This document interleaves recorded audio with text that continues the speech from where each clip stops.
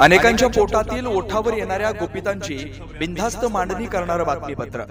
एकनाथ खडसे यांच्यात जर हिंमत असेल तर त्यांनी विधान परिषदेत दिलेल्या मताचा त्यांनी राजीनामा द्यावा, मग अजित पवारांच्या सन्मानाची भाषा करावी। एकनाथ खडसे यांनी स्वतःच्या सुनेच्या निवडणुकीसाठी शरद पवार यांना धोका दिला, शरद पवारांना अंधारात ठेवलं, त्यांना फसवलं।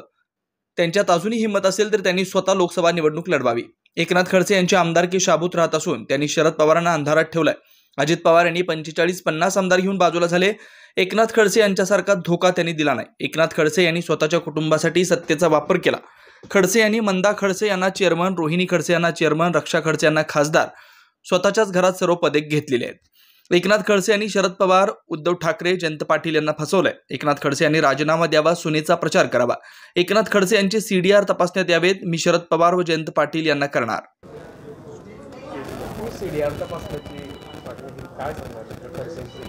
यांनी राष्ट्रवादी काँग्रेस पक्षामध्ये ज्या वेळेला प्रवेश केला मुंबईला, त्यावेळेला त्यांनी भाषण केलं होतं की तुम्ही माझी ईडी लावाल तर मी तुमची सीडी लावील। यांना ईडी, सीडी, सीडीआर, याचे फोन त्याचे फोन, यांना प्रॅक्टिस आहे।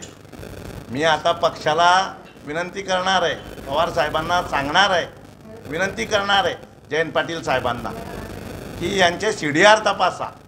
हे आता कोणाकोणाला फोन करतात, हे आता ॲडमिट होतील दवाखान्यात आजारपणाचं नाव देऊन।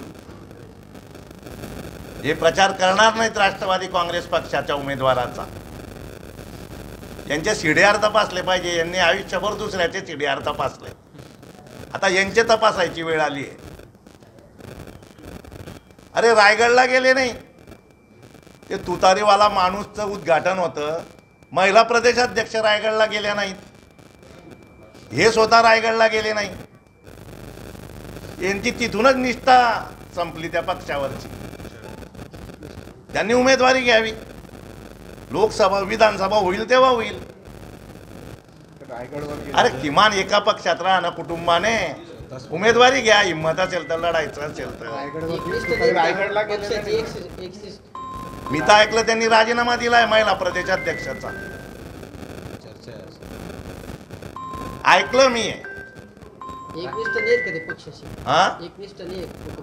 दिसतंय तुम्हाला एकनिष्ठ आहेत का नाही? दोघं नाथा भाऊंनी पळ काढलाय, रक्षाताईंनी पळ काढलाय, रोहिणीताईंनी। जायला पाहिजे होतं ना, मग बाकीचे लोक तो देशाचे नेते 84 वयाचे असताना त्यांना डोलीतून न्यावं लागलं। ते डोलीत जात आहे, हे खोलीत जात आहे। त्यांनी का सांगावं? त्यांनी सांगायला पाहिजे होतं सुरुवातीपासून की पार्टी जो उमेदवार देईल त्याला मी निवडून आणणार।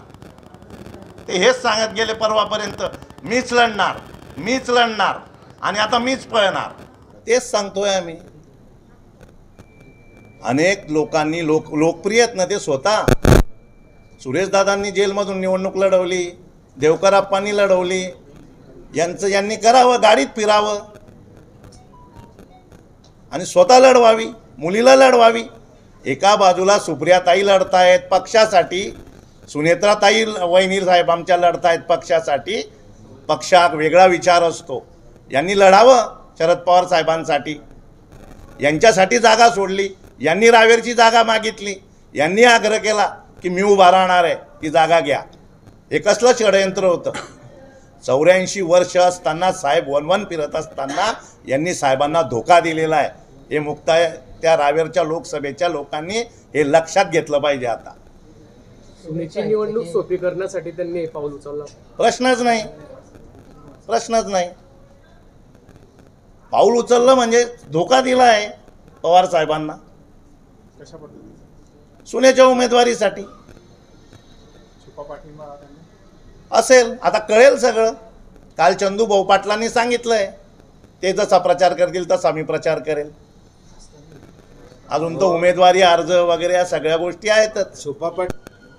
एकनाथ खडसेंमध्ये हिंमत असेल तर त्यांनी अजितदादांनी दिलेल्या मतांचा विधान परिषदचा राजीनामा द्यावा, मग अजितदादांचा सन्मानाची भाषा करावी। एकनाथ खडसेंनी स्वतःच्या सुनेच्या उमेदवारीसाठी देशाचे नेते शरदचंद्रजी पवार साहेबांना धोका दिला, त्यांना अंधारात ठेवलं, त्यांना फसवलं असा माझा आरोप आहे त्यांच्यावर. त्यांच्यात अजूनही हिंमत असेल तर त्यांनी स्वतः लोकसभा लढवावी. त्यांची आमदारकी शाबूत राहते, मुलीला उभं करावं. पण पवार साहेबांना अंधारात ठेवून त्यांनी हा धोका दिलेला आहे. अजितदादांनी असं केलं नाही. 45-50 आमदार घेऊन अजितदादा बाजूला झालेले आहेत. अजितदादांनी धोका दिलेला नाही. आणि काय सन्मानाची भाषा दादांवर बोलतील. अनिल दादांना सांगतात ते 4 महिन्याचा आमदार आहे. अनिल दादांच्या मताने ते MLC झालेले आहेत. त्यांना अजूनही विचार आमचं सांगणं आहे, अजितदादांवर बोलताना विचार करा. बोलायचं असेल तर विधान परिषदचा राजीनामा द्यावा, नाही तर हिंमत असेल तर लोकसभा लढवा. हो ना, मग बायकोचा उल्लेख करतात ते, त्यांच्या बोलता तरी येतं का त्यांना? तुम्ही काय केलं 15 वर्ष? कोणासाठी लढले? स्वतःच्या कुटुंबासाठी यांनी पदं मागितले. सत्तेचा वापर यांनी स्वतःच्या कुटुंबासाठी केलेला आहे. मंदा काकू कोण आहेत? मंदा काकूंना चेअरमन केलं, रोहिणीताईंना चेअरमन केलं, रक्षाताईंना खासदारकी उमेदवारी घेतली. पण आज असं आमचा आरोप असा आहे, आमचं म्हणणं असं आहे, आरोप म्हणण्यापेक्षा की यांनी पवार साहेबांना, जयंत पाटील साहेबांना, उद्धव ठाकरेंना फसवलं आणि ही रक्षाताईंची उमेदवारी घेतलेली आहे.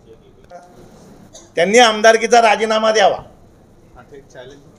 हां, हो, राजीनामा द्यावा आणि सुनेचा प्रचार करावा.